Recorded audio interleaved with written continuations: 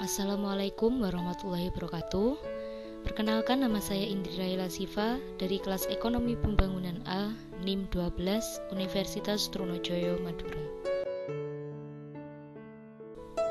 Di sini saya akan menjelaskan tentang keuangan publik dan kebijakan fiskal menurut Ibnu Taimiyah dalam perspektif Philosophy of Economic System Kapitalis.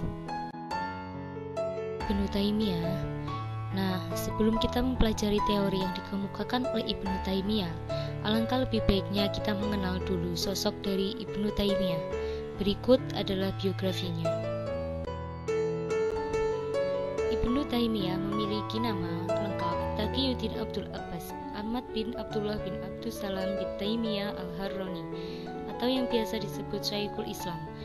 Beliau lahir di Harran, ibu kota dari Semenanjung Arab yang terletak di antara Sungai Jalalah, Tigris, dan Yufrat, pada hari Senin 12 Rabiul Awal tahun 661 atau 1263 Masehi.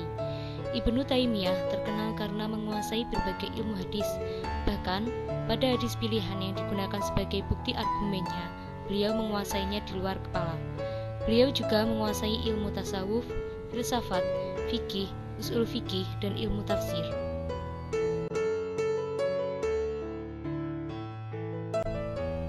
Keuangan publik secara umum. Keuangan publik adalah bagian dari ilmu ekonomi yang mempelajari aktivitas finansial pemerintah. Keuangan publik mencakup belanja publik dan teknik-teknik yang digunakan oleh pemerintah untuk membiayai belanja tersebut. Teknik ini menyangkut jenis pajak serta jasa-jasa perekonomian. Yang kedua, keuangan publik menurut Ibnu Taimiyah. Keuangan publik Islam merupakan keuangan yang dikelola untuk kepentingan masyarakat dengan tujuan untuk merealisasikan adanya falah nilai-nilai Qur'ani seperti persaudaraan, persamaan, kebebasan, dan keadilan. Semestinya juga menjadi dasar dari perumusan sistem keuangan dan kebijakan fiskal keamanan.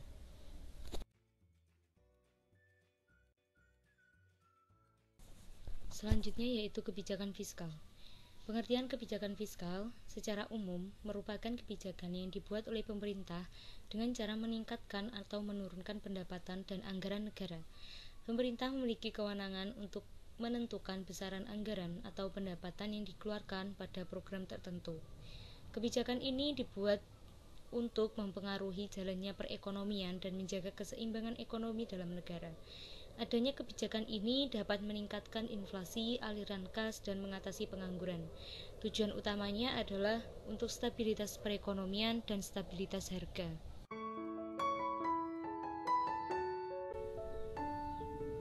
Next, kebijakan fiskal menurut Ibnu Taimiyah.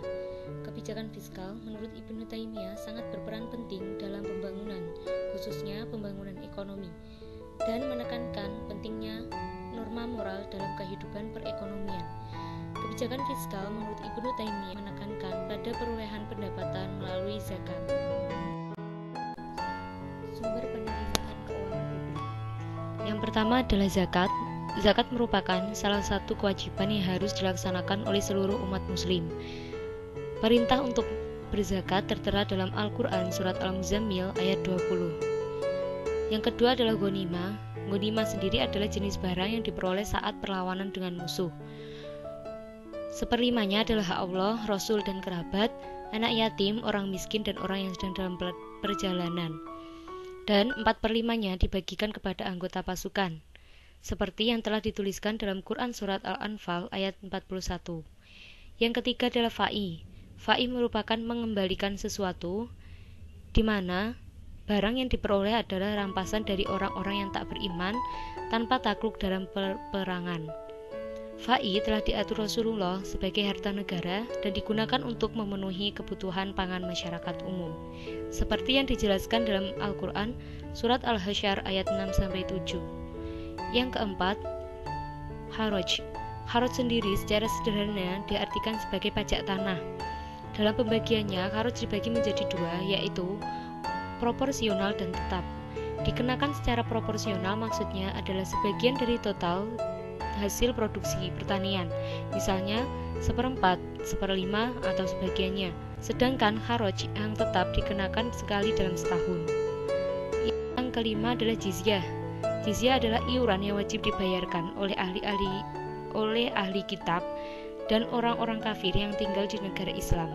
Hal ini sebagai kompensasi atas perlindungan yang diberikan oleh negara Islam terhadap mereka. Seperti firman Allah dalam Quran Surat At-Taubah ayat 29. Yang terakhir adalah bea cukai. Bea cukai merupakan pajak atau barang yang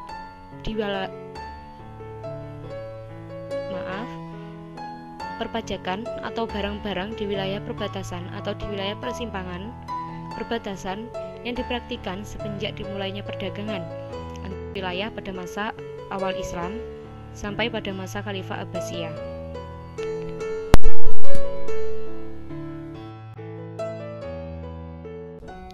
Kebijakan fiskal dalam sistem kapitalisme. Kapitalisme atau kapital adalah sistem ekonomi di mana perdagangan, industri, dan alat-alat produksi dikendalikan oleh pemilik swasta dengan tujuan memperoleh keuntungan dari ekonomi pasar. Pemilik modal akan melakukan usahanya untuk memperoleh keuntungan yang sebesar-besarnya.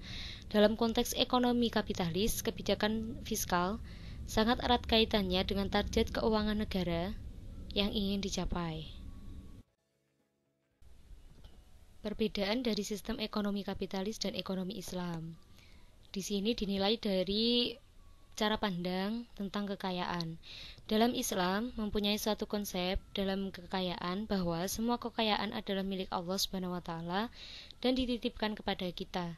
Dan kita yang memilikinya harus diperoleh dengan cara yang halal supaya mencapai al-falah, makmur dan sukses, atau mencapai kebahagiaan yang abadi baik di dunia maupun akhirat.